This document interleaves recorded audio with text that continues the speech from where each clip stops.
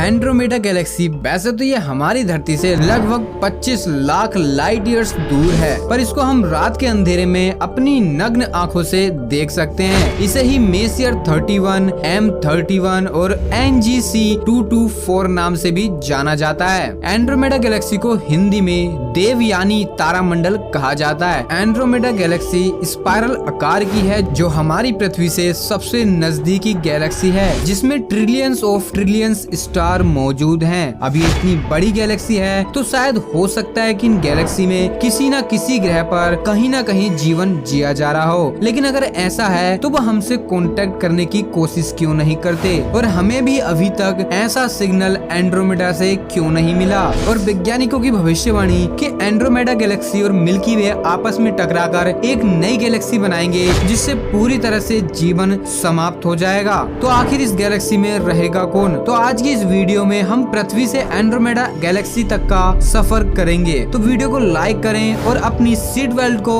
कस के बांध ले। कहीं रास्ते में किसी स्टार से टकरा गए तो वीडियो को ब्लेम मत करना।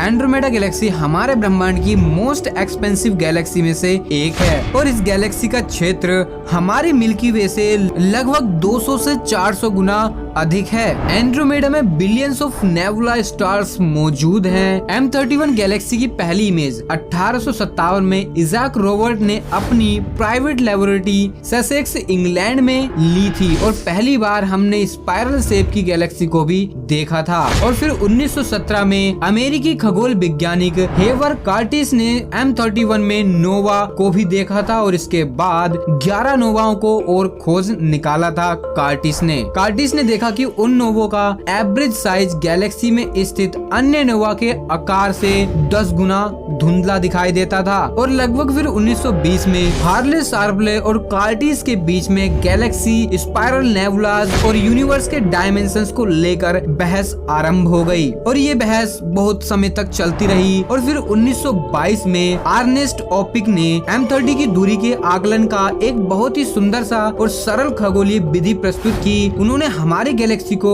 एंड्रोमेडा से लगभग 450 KL यानी कि किलो प्रति सेकंड रखा, जो कि लगभग 1500 KLY यानी कि किलो प्रकाश वर्ष होता है। और इसके बाद फिर एडविन होवल ने इस बहस में 1925 में अपना पैर पसारा। उन्होंने पहली बार M31 के खगोल पिक्चर्स के लिए गैलेक्सी के परे डिफरेंट सेफाइड स्टार की पहचान की। इन स्टार्स को 2.5 मीटर यानी कि 98 इंच डायमीटर वाले हुकर टेलीस्कोप का यूज करके उन्होंने ढूंढ निकाला था, लेकिन अभी भी ये बहस समाप्त नहीं हुई थी। और फिर 1943 में वाल्टर वाडे ने एंड्रोमेडा गैलेक्सी के सेंटर फील्ड में स्टार सिस्टम को ढूंढ निकालने वाले पहले व्यक्ति बन गए, जिन्होंने आकाशगंगा के अवलोकन के आधार पर 2 स्टार को खोज निकाला था और उनकी पहचान करवाई थी। एंड्रोमेडा गैलेक्सी से होने वाले उत्सर्जित रेडियो वेव का पता रेडियो खगोल वैज्ञानिक ग्रोटे रेवर द्वारा 1940 में पहली बार पिक्चराइज किया गया था, और आकाशगंगाओं का पहला रेडियो मानव चित्र जोहन वाल्डिन ने कैम्ब्रिज रेडियो खगोल वैज्ञानिक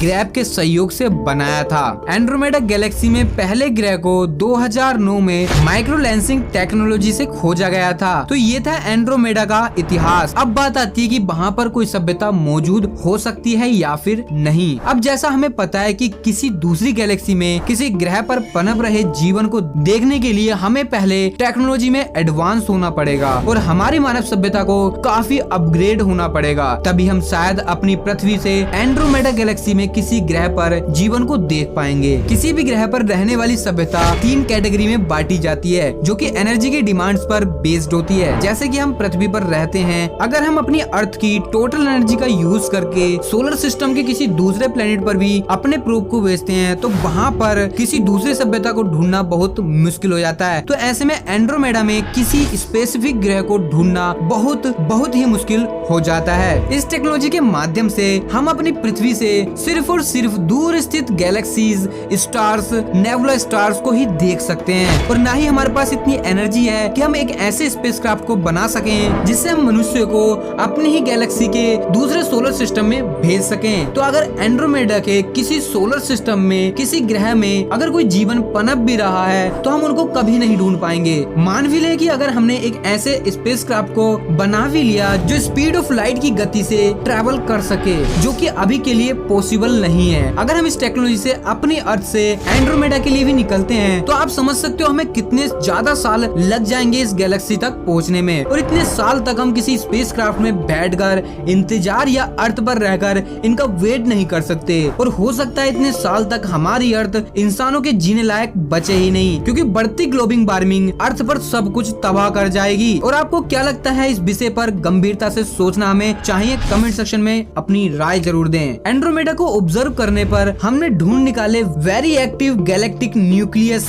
साथ ही dense clusters stars near the centre. And Hubble telescope ने एंड्रोमेडा में 2 पॉइंट्स दिखाकर उन पर काफी तर्क साझे। पहले पॉइंट्स पर इस टेलीस्कोप ने गैलेक्टिक सेंटर को ढूंढ निकाला और दूसरे पॉइंट पर सुपरमासिव ब्लैक होल ढूंढ निकाला। रिसेंटली रिसर्च से पता चला कि ब्लैक होल हमारे सन से लगभग 110 से 230 मिलियन से अधिक साइज में बड़ा है, जो कि बहुत ज्यादा है, जो हमें ये दर्शाने की कोशिश करता है कि एंड्रोमेडा गैलेक्सी वाकई में कितनी विशालकाय है। एंड्रोमेडा में ट्रिलियंस ऑफ ट्रिलियंस स्टार्स छुपे हुए हैं इन गैसीय बादलों में, और स्पाइरल सी दिखने वाली ये गैलेक्सी ना जाने कितने राज छुपाए बैठी है अपने भीतर। एंड्रोमेडा गैलेक्सी हमारी गैलेक्सी की तरफ 100 से 140 किलोमीटर प्रति सेकंड यानी कि 62 से 87 माइल्स पर घंटे की तेजी से हमारी ओर बढ़ रही है, और आने वाले 400 से 450 करोड़ वर्ष पश्चात एंड्रोमेडा गैलेक्सी और हमारी मिल्की वे आपस में टकरा जाएंगी। और इस टक्कर से ये आकाश गंगाएं एक विशालकाय अंडकार आकाश गंगा के रूप में चेंज हो जाएंगी। और स्पेस में इस तरह से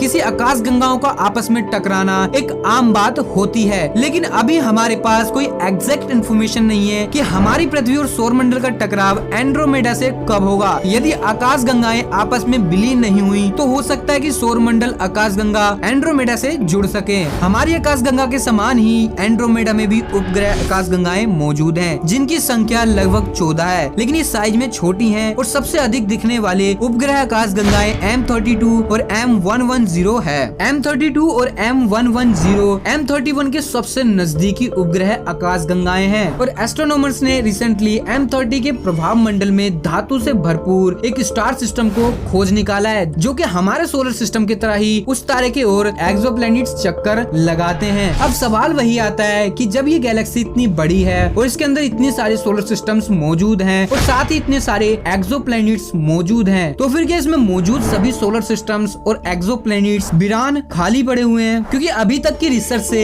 हम ये नहीं पता लगा पाए हैं कि वहाँ पर कोई दूसरी सभ्यता है या फिर नहीं। अगर हम स्पीड ऑफ लाइट की रफ्तार से किसी सिग्नल्स को एंड्रोमेडा के किसी ग्रह पर भेजने की कोशिश भी करते हैं तो सिग्नल्स को लगभग वहाँ पहुँचने में लाखों साल लग जाएंगे, और इतनी दूर इन सिग्नल्स को भेजने के लिए हमारे पास पर्याप्त एनर्जी भी नहीं है। तो क्या हम कभी भी एंड्रोमेडा पर अगर दूसरी सभ्यता मौजूद है तो उनको कभी नहीं ढूंढ पाएंगे? कमेंट सेक्शन में जरूर बताएं। और क्या एंड्रोमेडा को कभी हम एक्सप्लोर कर पाएंगे? ये आने वाले टाइम में ही पता चलेगा। और एंड्रोमेडा इतने विशालकाय होने के बाद भी अपने अंदर ना जाने कितने ढेरों सारे राज छुपाए बैठी है। और अगर वीडियो पसंद आई हो तो वीडियो को लाइक कर देना और शेयर करना ना भूलें। और अगर चैनल पर नए हो तो चैनल को सब्सक्राइब कर बेल आइकन को प्रेस जरूर कर दें, ताकि आने वाली न्यू वीडियो की नोटिफिकेशन आपको सबसे पहले मिल सके। तो चलिए मिलते हैं न्यू वीडियो में न्यू टॉपिक के साथ। तो जब तक के लिए be alert, be happy, be curious.